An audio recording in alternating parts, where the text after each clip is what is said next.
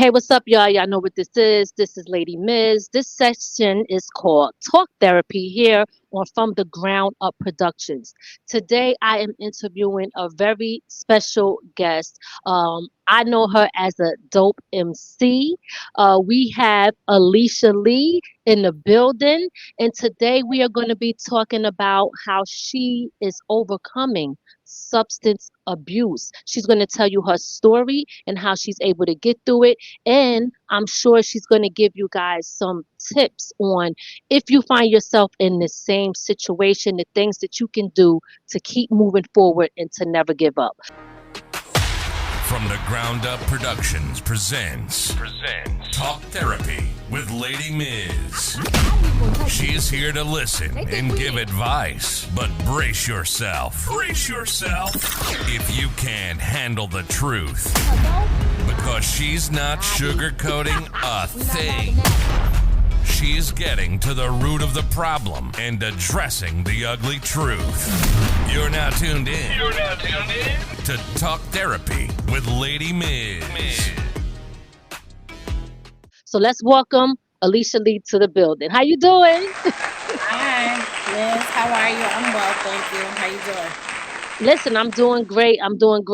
This is a long time coming because I know we spoke about doing this interview before, and it's been so much going on. But we Yeah, finally made it. We here. we made it. Yes, yes. I wanted to do these interviews in person, but it was just so hard for me to really coordinate with everybody's schedule and get it together. So I said, listen, virtual is fine. That's okay. You know. Right. So why don't we start with you telling people just briefly a little bit about the struggles that you have with substance abuse and how you are getting through each day? Um. Okay. So basically, and I just wanted to say I had shared my story a couple of years ago. I was actually dealing with opiate abuse. So how that started was once I had my daughter. I had a cesarean section and they prescribed me Percocet. So that's kind of what kicked everything off. Um, Okay. yeah, that's basically kind of what kicks everything off. And then it went from, me liking the way it made me feel, not needing it for its purpose. And that just led me down a whole bunch of different avenues. I'm making shit up to go to the doctor for them to give me a script, which led me to having my doctor give me a script every month for 6 years. Oh So wow, six yeah, years. yeah, six They years. didn't they didn't question because you said this is from a cesarean having your daughter.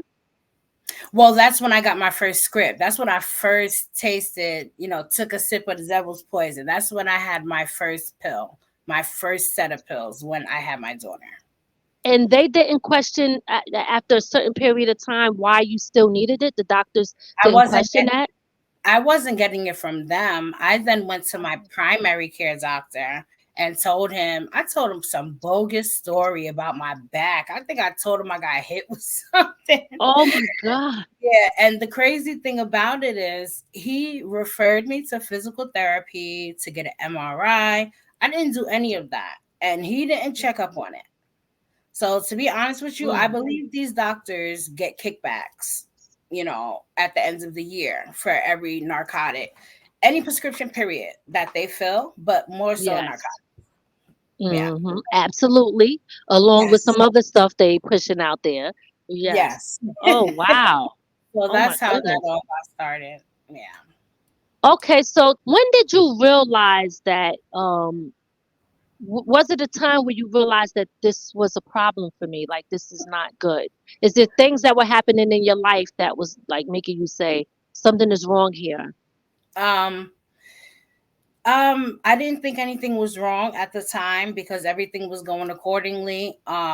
In order to support my habit, I had jobs, and stuff, but ultimately, my main job was the hood booster. I'm Mm. getting you anything Christmas was good, was a good time. Back to school was a good time. Summer was a good time. And I did men, women's, and kids. Oh wow. You tell me how much you want to spend, what you want, I go and get it. I charge you half of the ticket price. Oh Um, wow. so yeah, I was doing that for a while. Got caught up a few times. You know, that didn't Hmm. stop me. Um, so yeah, I ended up getting into legal trouble. Even then, I got into legal trouble that landed me on probation that I actually just finished in March after 3.5 years. Um, yeah, And thankfully the 3 years was that for did you get in court boosting, or was that for narcotics? it was for narcotics. Okay. So yeah, so I ended up getting charged with possession with intent to sell, and I Okay. got charged for conspiracy. So luckily for me, um, I was able to, with the help of my family, to hire an amazing lawyer. She wouldn't even mind if I'm going to tell you guys her name because she's one of the best defense attorneys in New York. Her name is Beth Finkelstein, and she is in New City. Um, Okay. she is amazing, a straight pit bull. So she basically was able to work out a deal with the DA for Mhm. me to do probation and to be in an outpatient program, to get my felony reduced to a misdemeanor.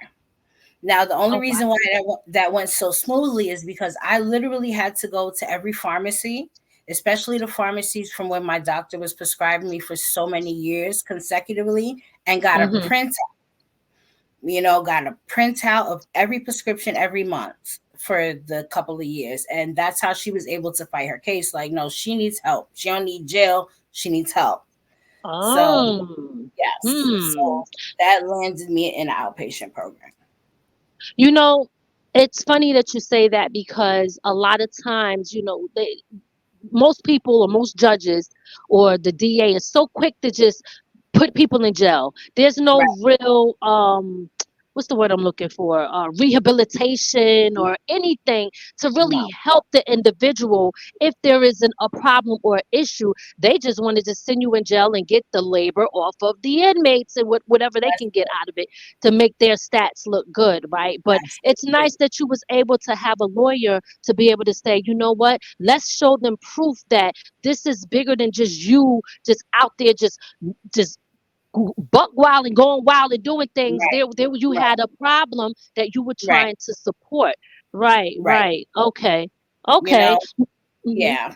So that was, and definitely with the prison system, with the jails, um RCJ, especially, I'll speak on RCJ because they're like right here in the area. Hmm. There's a lot of things that they do not offer as far as mental health and substance abuse. They have more than from when I was in there, which was in 2017, for a totally unrelated a totally unrelated charge to the one that I had gotten a couple of Hmm. years ago. um and it's crazy. They think putting you in jail is only going to keep you, celibate from the substance. But Absolutely. you're not addressing the mental, the emotional. You're not addressing anything else. That's why for a lot of drug addicts, prison is a revolving door for them because Mhm. they're not getting any tools to be able to help them, navigate the correct way, and they're not giving that many resources, so they end up coming back. Right, right. That's very true. And I've seen it so many times where people are in and out, in and out. There, like I said, there's no real help or real rehabilitation there to help individuals. Now, what when you say how talk to me about how it affected you mentally, if it affected you in a physical way within your family structure. So to be honest, Percocet, oxycodone, oxycontin, these are all benzodiazepines, which means they are downers. You know, they have like the same effects mostly of dope, of heroin.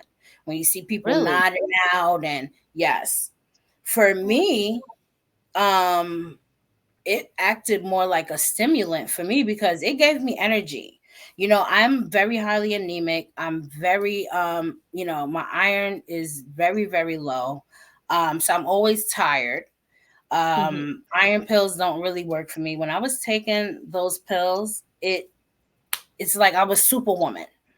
You know what I Hmm. mean? I could get every closet in my house cleaned out, do the laundry, go food shopping, cook the food all in a half hour. Now I'm over, you know. Damn, a half hour. Look, I'm like, you must have been Speedy Gonzalez. I don't know how you was doing that. I'm No, like but a half an hour. not really. But that's really how it was for me. You know, Hmm.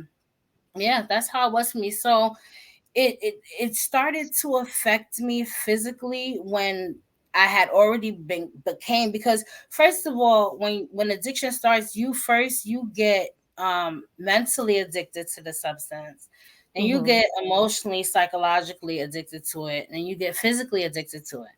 So my physical, you know, your tolerance builds up, and then you got to take more, and you know what I mean. So it's this Yes. vicious incline, and then when you don't have, that's when the physical would be a problem. Mm. Stomach cramps, I'm having diarrhea, I'm having a shakes, I'm having cold sweats, you know, it's really, really bad, like restless leg syndrome, you know, Mm. irritability to a million. You know, no, I don't want to talk to anybody until I, you know, if you can't help me, if you don't have something for me, then I don't want to talk to you right now. Right. And you know, that's basically how it was. So that's how it affects you. You know, anybody that takes, even if you're taking it prescribed, if you're taking it over a long period of time for Hmm. a real, you know, a real problem, you'll still have withdrawal symptoms when you stop. Wow. Yeah. Wow. Okay. Hmm. Wow. Now, let me ask you this. Was there a turning point for you? I mean, was jail the turning point, or was it you as a mom? Was it something specifically that happened that made you say like, look, I have got to stop this? I'm sorry, my mouth was so dry. No, it's okay. Listen, I got my water here too. Go ahead and drink. It's okay. I'm gonna be sipping Um, on my water because I'm burning up. yeah, my lip was starting to stick to my gums. I was like, wait a minute. So yes, there was. So it wasn't jail because I was in jail in 2017 for 6 months. Um, Okay. so no, And what it was was. that for?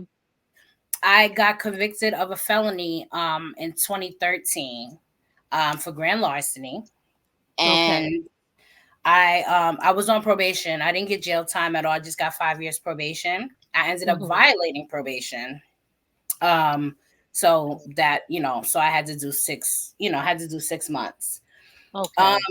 but yeah, the turning point for me was, I'll just fast forward a little bit. So I started going to outpatient when everything first started. I had went to Nyack Recovery and I completed there. Hmm. I was totally abstinent from the pills, but then what did I do? I What they call switching seats on the Titanic. I started to drink more. Mm. And the fact that it was like in the middle of the pandemic wasn't helping either. So I started to drink more.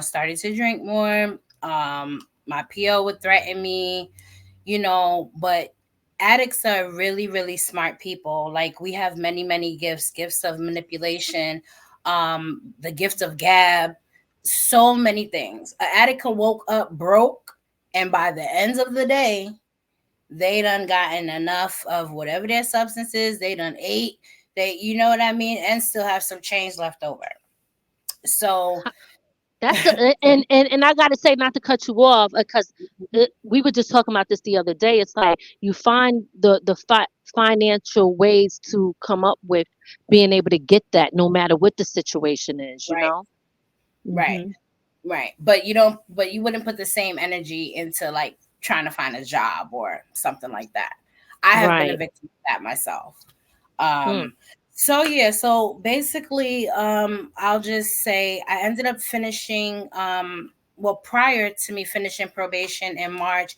So last year, last summer, I started going to outpatient, Mm-hmm. and um, I was going in the night. So I was only going twice a week for an hour.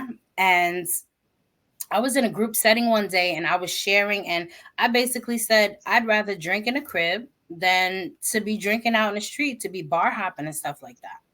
Right. My counselor at the time um, called called CPS on me, basically. She called CPS on me. Um, she, not knowing the structure of my household, not knowing that my man was here and he's sober. Oh So wow. they're just thinking, I'm just getting toe up in the house and letting my daughter just do whatever, you know. Mm. Um, so they started an investigation process, and I ended up, was trying to wiggle my way through that. I did okay for maybe like a week or two after that. So I started drinking even more. And then I Cause had you were, slight is it because you were stressed out behind what was going on? Did it push you more no, towards the alcohol? That wasn't it? no, it was because I felt like how I used to feel in those situations, like, fuck it, I'll worry about the consequences when it comes, or oh, I'll be able to get my way out of that. I'll be Mm-hmm. able to, maneuver, and yeah. And now, a word from our sponsors. Check out the latest single from Mama There Goes That Band featuring Dezan, Rep, and Lady Miz, which is now streaming on all major platforms.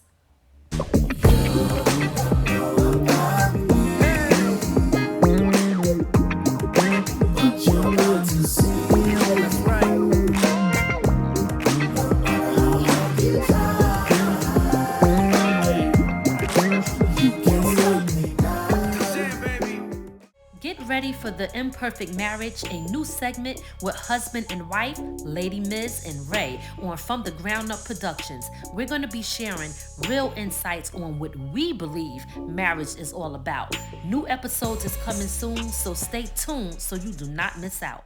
I started drinking even more. Mm-hmm. I had dipped my foot back into the opiate, opiate pool. Not crazy, but long story short, the caseworker comes to my house one day. My daughter was at school to do an evaluation, and well, to do a urine analysis on the spot, a rapid one. And I had alcohol and opiates in my system. Mm. So at that point, they ordered the removal of my daughter. They wanted my daughter out of the house. I had to call my mom. Well, they actually called my mom first, and I had to call her. I had to call my grandma, and um, when Jada got off the bus, I had her stuff packed up. My grandmother came to get her. Mm-hmm. Um, so I'm happy they were able to respect that boundary, not coming like you see on the movies. They coming and they dragging the kid. I was like, look, I live up top in Spring Valley, so Mm. that's the last thing I would have needed. You know, Okay. so Yes. so my grandma came and got her, and it was very, very hard. I had to tell her as soon as I told her she had to go and stay with my grandma, my mom. They shared her. She broke down. That broke my heart. So I Oh. basically, that was the turning point where I'm like, okay, no, this is not, this isn't for me. This isn't the way, things are supposed to be. So, Mm. I ended up having to go into inpatient. So I went into inpatient Nyack Hospital, um, Mm-hmm. last year. And around October, first week October, I went in, and I got out November 9th. And I went back to the same outpatient program, but now I'm there during the day, more intensive. Mm-hmm. Um, yeah, so I've been there since November 9th. I've been drug testing 3 times a week ever since November 9th. I haven't had not one slip up. Good for Um, you. Yeah, I'm actually my last day completing is actually October 4th. I'm so Okay. happy, which is also my 1 year of I'll be celebrating 1 year sobriety. Good for you. Good for you. Good for you. You So know, I'm you how do you remain strong and not going back? And I know, like, it's probably hard every single day, but explain to us, how do you remain strong? um everybody's bottom is different. Hmm. For me, that was my bottom. And my daughter, anybody, the people that I share this with, now I'm sharing it with everybody. um, they're like, what? Your daughter? What? Yo, every time I see her, time I see the both of y'all, she's always put together. And I'm like, I know. You know what I mean? But well, of course, the thank you part too. But this is something I know. I take very good care of my daughter, and she means the world to me. And it broke my heart that I couldn't stop drinking to keep her in my Mm, house. mm, yes. So it's kind of like a healthy fear that keeps me sober, and that's losing her again, you know, um, Right. Right. losing her again, and just my life just being unmanageable, and just the that's not the example I want to set for her. And Right. even she knew, she knew that I drank. Um, Thankfully she never had to help me in any kind of way. But she knew, and when my mom told me, they had went to the liquor store, my mom had to get champagne for a friend of hers as a Hmm. gift. And my daughter, so my drink was pineapple Amsterdam. That was my drink, Okay. pineapple Amsterdam. And Okay. my daughter sees it up on a shelf, and she's like, "Oh, Grammy, look, that's what mommy drinks, the one with the yellow." And I was Kids be paying attention to like, they everything, do. right? Yes, they Yes. do. So, Wow. yeah, I was just like, you know what, it's time, and especially the fact that people just dropping dead left and right. These drugs is not the drugs that my Um, grandparents was, experimenting with, or it's not the same. And the it's weed, nothing is not this. You're nothing. so right. Vape, It it's not, and yes, it's a shame that we live in a time now where it's pushed and it's common. And they here's the thing. I say this about just like the weed and everything in reference to also the food. Um, if you don't know what it was like before, and like these younger kids, and this is what is the new norm to them. Not even the new norm. This is what's normal right, to them. They have nothing to compare it to, so they don't right. even know what the difference is. They think that what they have now is It's what it yeah, is, and it's not. Even the way that people are acting and responding and certain things that's happening, it's very scary. It's very scary. But I got first. I want to say this to you. Um, I had similar issues, right? And I want to know if you feel your environment had anything to do with it. But let me say, when I lived in Spring Valley, right? hmm Um, I I had a lot of issues, growing up there. hmm And I was around, my friends, they were all drinking and we were smoking weed. And, one thing led to another where I also used to be a booster too. You understand? And then but a lot of this was happening when I was young. I also got caught stealing a few times, hmm and I had probation. And I mean, it just hmm trickled down to the point where I ended up in OCJ behind fighting. And it just seemed like no matter what was happening to me, that I could not shake it. I couldn't get away from staying out of trouble. You know what I mean? I was always in something, and Yeah. I felt like I had to get away from there. Do you think that your atmosphere or the people that you were hanging around had anything to do with continuing to help influence your behavior with substance Um, abuse? Actually, no. The funny thing is, I only hang out, like, I have four close friends that Mm-hmm. I hang with. This I've known them since elementary school. Okay. And it's funny because one of my friends, she's a smoker. I used to smoke weed. I haven't smoked weed in like probably like 6 7 years now. Okay. I don't like it. I miss the haze from the heights. Now that Okay. you know that was a different time, Right. but no, I was the pill popper. I messed with the Okay. pills. I drank Okay. more than my friends. So I wouldn't say that. But now being sober, definitely people, places, and things. I don't Mm-hmm. hang around, and then they have the respect enough to, if they're around me, to not, or to ask if I mind, and I respect that. And it doesn't Right. bother me. It doesn't bother me anymore, to be around it, but I'm hardly ever around it. I don't D- go to the same places that I used to go. Okay. Um, I had to change my whole lifestyle. They say nothing changes if Mhm. nothing changes. Mm. There you go. That's deep. That is Yeah. deep. If you were going to give somebody advice on, because I heard you say that I don't really go around like that as much. You got a small amount of group of friends, and they respect, their boundaries on not being able to put something around you that they might feel might trigger you in a sense. Mhm. So, what advice would you give to somebody who don't like know how to do that, or they have friends that their only friends they know and have is into drinking, and whether it's smoking or popping pills or whatever? What advice would you give to somebody to remain strong? Um, First of all, the opposite of addiction is connection. So,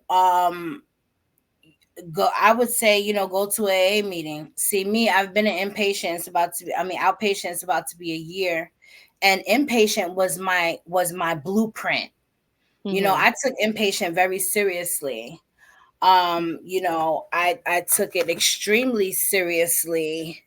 To the point where, here, I'll show you. When I was in Nyack Hospital, I actually, this is every handout that I got from Nyack Hospital. Okay.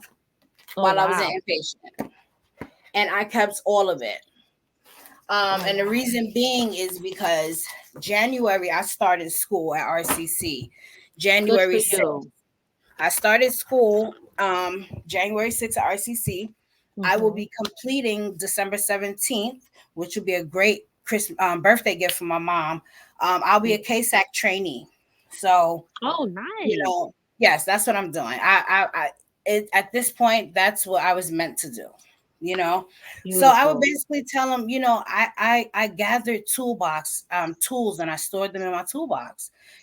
So I know what to do if I'm in a situation that's making me Hmm. feel, a little uneasy. So that's it. You Yes. have to get in the rooms. I'm not saying, and AA and NA, those are not the only, they have smart recovery, they have foundations in Nanuet. There's a lot of other meetings and stuff that doesn't, because a Okay. lot of people, they get turned off by AA because it talks about higher power, it talks about God a lot.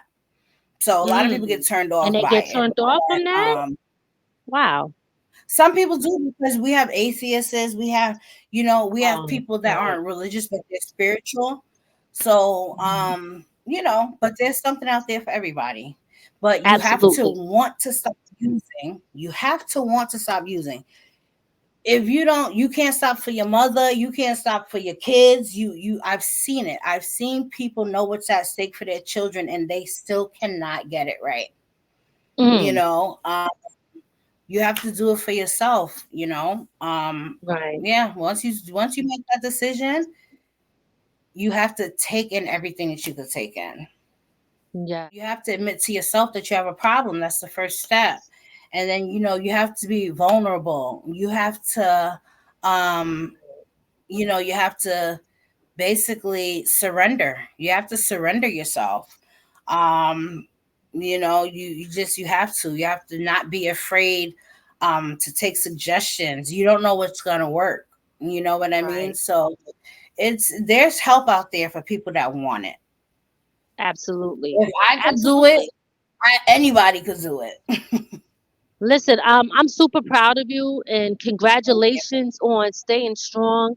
Continue to stay strong. I know that you say that every day is, is I forget the wording because even one of my brothers said that to me. I was like, "How long you been sober? When the last time?" He was like, "Every day." He was like, "Yesterday," because today is just like yesterday. I'm probably not saying it the way that he said it, but I understood what he meant. He was trying to say that every day is the day that I have to say no. You know what I mean? That's what Absolutely. he was saying.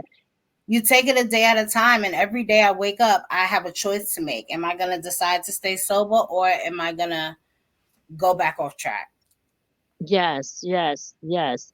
Well, I definitely applaud you and I respect your honesty. You can always tell when somebody is there. Mhm. And what I mean by there meaning like they really, really is changing and accepted everything because they're honest and I can hear it in your conversation. You're not ashamed of it, willing to No, face it straight on and say this was something that I went through, but it didn't break me and I'm right, overcoming that. And that's what's so important, and that's what people out there need to hear who might be going through this same issue. right. Like, look, you can get through it, but like you said, you have to Hmm. want it, right? Because Hmm. I know people that been to the meetings that said that, hey, I actually interviewed somebody that say, when I used to drink, I used to go with the drink with alcohol on my breath. So Yeah. that person, I guess, at that time didn't want it, but at now that person is doing great, which is good. um I, like I said, I applaud you on staying strong, and and I hope to hear from you your anniversary time. And matter of fact, I'm going to reach out. Just text me the date so I know. You know, October 4th. huh? I said October 4th, but I'll October text you. 4th. Oh, so it's And the coming week, up. Yes, yes, yeah, and then yes. the 11th, the week after, is my 36th birthday. So it's a great Oh, gift for okay. myself. So let me ask you this, because I'm sure people are going to want to know. Like most people, they connect having a good time partying with drinking, smoking, doing all those things. Hmm. How do you have a good time without that? What do you do? You know what? I'm honestly, because I've done everything that I used to love to do: bowling, shooting pool. I've been in a bar, I've been on a boat ride. And it basically, for me, just being mindful, and gratitude is a big, big, big, big thing. I Yes. missed out on so many things when I was high, when I was popping pills, or when I was drunk. So now I just appreciate. It may sound crazy, but just hearing the stick hit the balls on the table in the pool hall. You know what I Mm, mean? Like, you're very aware of everything that's going on, and right. that's great. That's, it's a great feeling. So, I just, and my daughter's a big help too, because I mean, she's a kid, she'll be 10 soon. So she distracts me a lot as well, because we love a lot of the same things. So that's like Hmm. my little partner in crime. So That's she helps a beautiful. lot too. Yeah. That's beautiful. Well, listen, and thank God you also had that support system, with Oh your yeah. with your mom and stuff like that, grandma. Because look, some people don't even have that, which makes it Yes. even hard. And a lot of times that can be a trigger for someone, which is why they drink. It could be their past, growing up, childhood Yep. issues and things where they're Trauma. trying Yep. to numb the Yep. pain. You know what Yep. I mean? So yeah. But That's listen, oh, go ahead. why, no, that's why a lot of people develop addictions, because they have childhood trauma, or they've been abused mentally, physically, emotionally, and they they grew up in a family or around people where kids are supposed to be seen and not heard. They don't have nobody Mm, to talk to, or mm, what goes on in this house stays in this house. Everything is swept under the rug, and mm.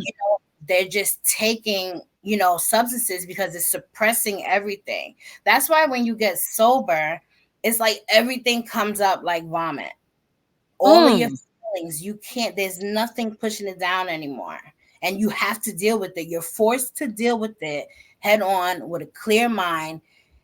And, I appreciate feeling bad, because if I never felt bad, I would not know what feeling good feels like. Wow. Wow. That's deep. That is deep. Yes. Definitely, I appreciate you coming on and sharing your story with us. The information you gave some also valuable information and uplifting information, things that people Mhm. could take in and know. Like, listen, it is possible to Right. overcome this. You just have to want it. So, is there Yep. any final words or anything that you want to say before we close out? No, just that, if you're struggling, there is help, and don't be afraid to ask for help. A lot of people are scared to ask for help, and help is there. You're just asking the wrong people. There are resources, and it's time for us to regain our life, and take back control of our life, and to receive everything that's due to us, that's owed to us, that we deserve. And Yes. drugs, crack is whack. I mean, drugs, there's All of nothing the in above. drugs is gonna lead you to jail, to an institution, or to death. That's it. That is it. These streets ain't playing fair. Drug dealer don't care. The manufacturer don't care. Big pharma in there with them. Please. Okay. It's we yeah, yeah. But yeah, exactly. and self-care too. Take care of yourself. Don't be so hard on yourself. Everybody out here struggling. Everybody is trying to make it to do something productive. So take it easy on yourself. If you fail at something, try it again. Try it a different way. So put Yes. some faith in yourself, basically. Absolutely. I love that. I love it. I love it. I love it. Thank you so much again. I am voting for you, girl. I am cheering Thank for you. you. Absolutely. So we're gonna close it out. I'll be checking back in with you on your anniversary to see how you're Okay. doing, and I have nothing but faith in you and wish you the best. Thank you guys for tuning in. If you haven't and you're watching our show for the first time, be sure to hit that like button. If you're not already subscribe to our YouTube channel where we talk about different topics. We have different shows on here on From the Ground Up Productions. This one is Talk Therapy, where conversation is the cure. And I am Lady Miz. I'll see you guys on the next episode. Peace. We hope you enjoyed your time with Lady Miz on Talk Therapy.